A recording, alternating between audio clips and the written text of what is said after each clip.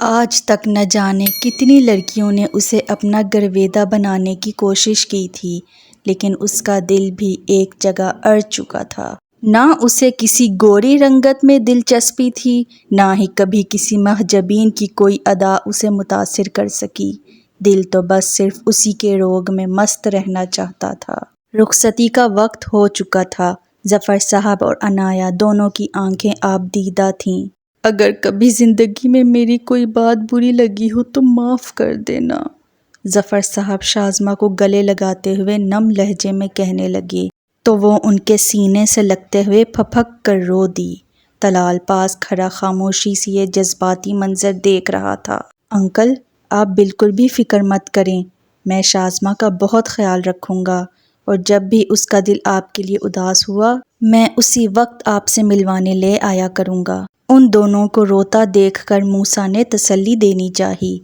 جیتے رہو بیٹا، مجھے پورا یقین ہے کہ میرا انتخاب غلط نہیں ہوگا۔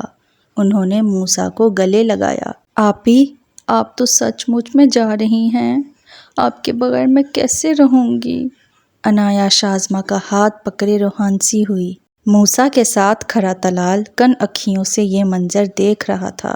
کچھ دیر پہلے تک تو مجھے یہاں سے بھیج کر بہت خوش ہو رہی تھی، شازمہ ہنس کر بولی تو عنایہ بھی روتے روتے ہنس دی، اور رم جھم ساون کی اس پھوار میں کوئی سرشار سا بھیگتا ہی چلا گیا۔ مجھے تو ابھی سے اتنی اداسی ہو رہی ہے۔ آپی، آپ روزانہ ہم سے ملنے آیا کریں گی نا؟ وہ کسی خدشے کے تحت پوچھنے لگی۔ میں کیا کہہ سکتی ہوں، ابھی تو میں ان کی نیچر کے بارے میں کچھ بھی نہیں جانتی۔ شازمہ کے انداز میں بے چارگی تھی۔ یہ سن کر عنایہ موسیٰ کو دیکھتے ہوئے سوچ میں پڑ گئی۔ موسیٰ بھائی، آج مجھے آپ سے ایک وعدہ چاہیے، وہ موسیٰ کے سامنے کھڑے ہو کر سنجیدگی سے کہنے لگی۔ موسیٰ جو کسی کی بات سن رہا تھا فوراً اس کی طرف متوجہ ہوا۔ جی کہیے، کیسا وعدہ؟ طلال بھی بغور سننے لگا۔ میں جب بھی آپ سے کہوں گی کہ مجھے آپی کی یاد آ رہی ہے، آپ اسی وقت آپی کو مجھ سے ملوانے لے آیا کریں گے۔ اس کی بات سن کر وہاں موجود سب لوگ مسکرا دیے۔ ٹھیک ہے سالی صاحبہ، جیسا آپ کا حکم، جب بھی آپ کہیں گی میں آپ کی آپی کو آپ کے پاس لے آیا کروں گا، پکا وعدہ۔ موسیٰ نے ہاتھ آگے کیا تو عنایہ اس کا بڑا ہوا ہاتھ دیکھ کر جھجک گئی۔ موسیٰ ایڈوانس فیملی بیک گراؤنڈ سے تعلق رکھتا تھا، جہاں صنف مخالف سے ہاتھ ملانا ایک نارمل بات سمجھی جاتی تھی، لیکن ان کا ماحول قدرے مختلف تھا۔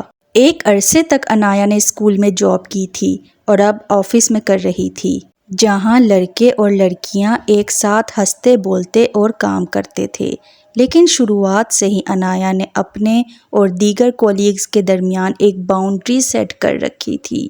وہ میل کولیگ سے ضرورت کے مطابق بات تو کر لیتی، لیکن انہیں اپنے ساتھ کبھی زیادہ فری نہیں ہونے دیا، جبکہ ہاتھ ملانا تو بہت دور کی بات تھی۔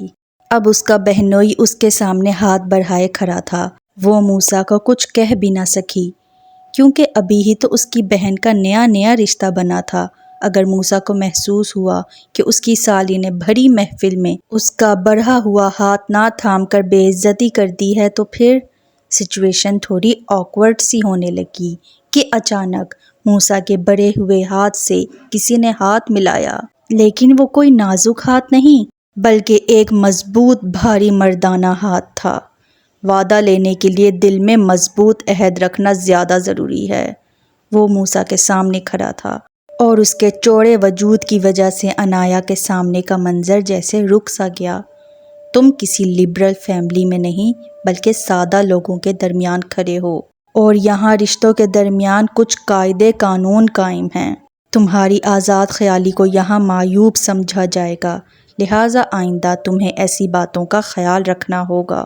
ارد گرد کا خیال کرتے ہوئے طلال نے اپنی آواز دھیمی کر دی، لیکن اس کے لہجے اور آنکھوں میں انتہا کی سختی شامل تھی، جسے دیکھ کر موسیٰ نے جلدی سے اسبات میں سر ہلایا۔